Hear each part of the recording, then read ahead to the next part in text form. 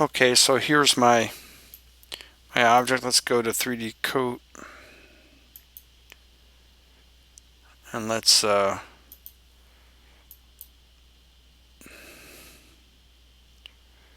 import a model for pixel painting. Let's go work to that OBJ file we just made. Open it. Say OK. Go to the UV, and you notice we have that ugly map. Okay. Again, some of the edges are, for whatever reason, arbitrarily selected. So the first thing I'm going to do that Kate taught me how to do, Kate taught us all how to do, is I'm going to clear the seam so now nothing's selected. So I'm going to use the edge loop, try to separate the top, the body, if you will, of this top plate. Now that worked out pretty well. I don't want that edge right there, so I'm going to hold down the control key, click on it, and take it off. So that's out of the selection. So now I've got that blue section. So now I'm just going to repeat that same process along the bottom. So again, what I'm trying to do is, since I have a flat surface, now I've got, you can see in the preview window here to the right, I've got a nice set of image or planes, faces, nothing overlapping. Okay, and let's see if I can separate now this body. Oops, I just do something there. Undid that by accident. Sorry. So I'm trying to get to that edge that's right there on both these, where the pedicle meets the body. Okay.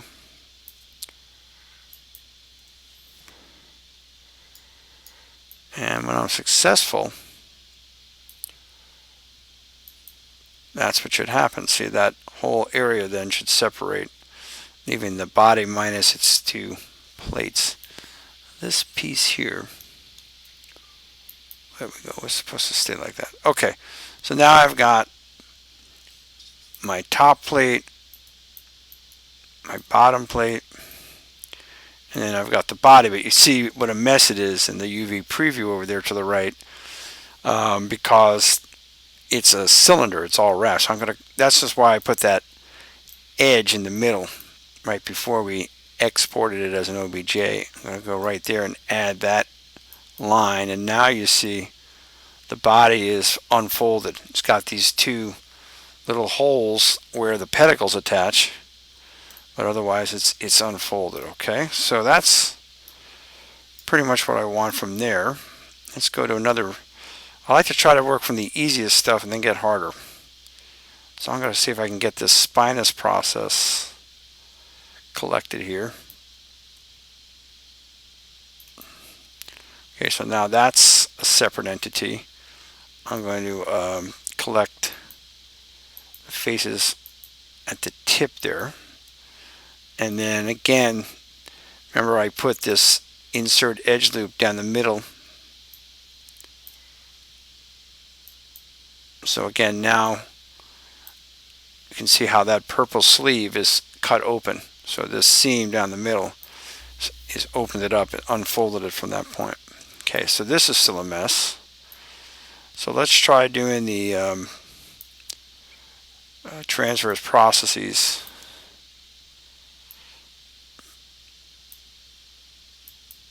Okay, there's that one. It's got a flat face, so let's take that face out. And then let's see if we can find a seam. Now, I really don't have a seam down the center of this, so I'm going to take this lower quadrant there. So see again, now that's unfolded with the face. Do the same thing for the one on the right side. Make sure I have all the edges that surround the base. Go now to the opposite end. Okay, and then again, I'm just going to use this edge because it's less likely I'm going to see it when I render. So these articulating processes here, I think I'm going to take them out of the loop as well. So let's try that. Let's take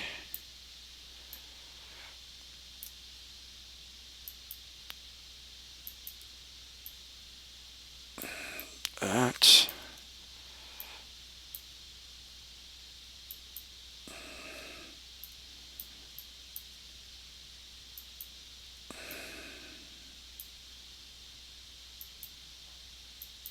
Okay, you can see now I've got when I, but again, look in the window there, you see the problem. It's overlapping the faces because it's a closed pyramid, if you will.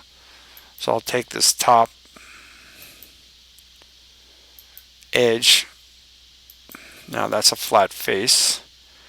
This is still overlapping, and I'll cut an edge, and I'm going to take this inside edge. Now it's unfolded, so I can see it. Do the same thing on the one here. Take the top flat face out of the collection, or isolate it, and then cut that side plane. Okay. Not sure I got that. Yeah, I missed this part here. There we go. Okay. Flat plane, and then that plane is unfolded. That still leaves me this mess, the blue mess. So what I'm going to hope I can do is again do the same idea. I'm going to cut this edge, this edge, that edge, and now I've made a flat plane, and that leaves me a sleeve now. So I'm going to grab that inside loop. That almost did it, but it went all the way through there. What I'm going to do is break it up. I'm going to take this flat plane here.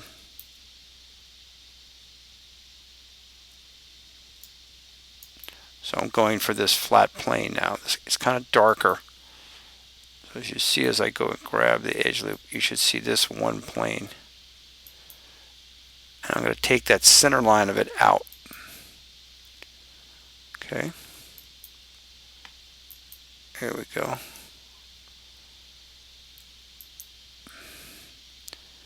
And I want to make sure, still not quite, I don't think I quite have it all, because I can, see I don't have that edge. See how that, last thing that edge, now I get nothing but that. So that's all done.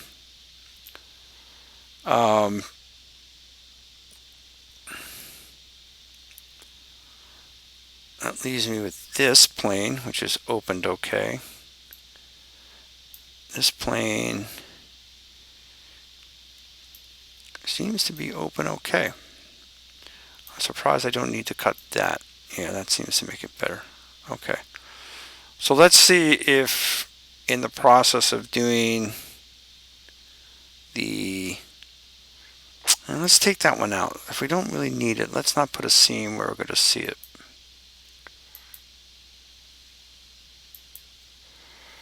So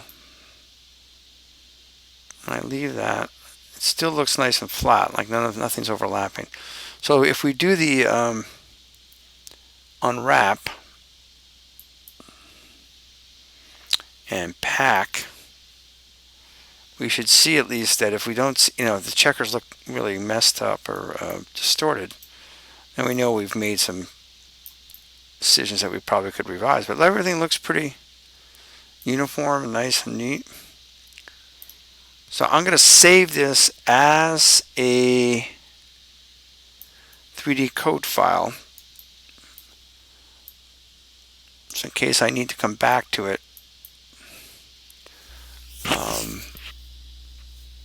I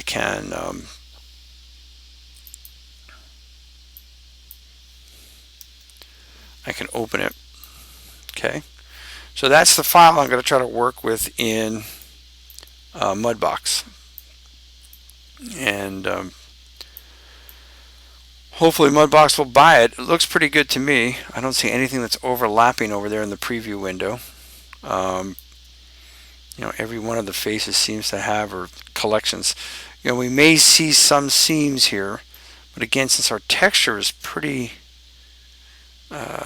arbitrary, I don't think it's going to be quite the issue it might be, where we might have to do other combining of different vertices or edges to hide an edge. So let's leave this like this and say File. Oh, what do I got to do first? I got to say, almost forgot the most important thing, Auto Map. Okay, just to make sure I got it.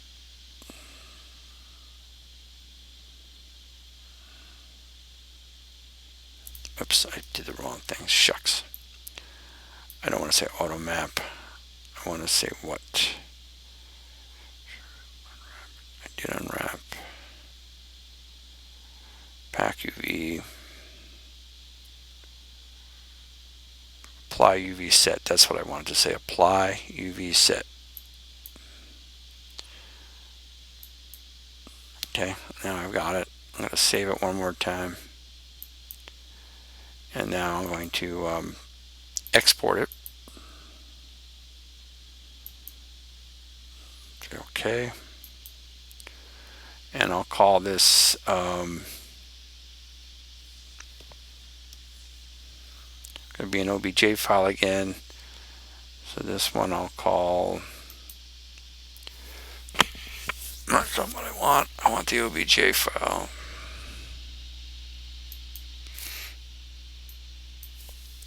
And I'll say this is the low poly T602, and I'll say 3D so I know it came out of 3Dcoat 02. Okay, so let's quit 3Dcoat, see what we get in Mudbox.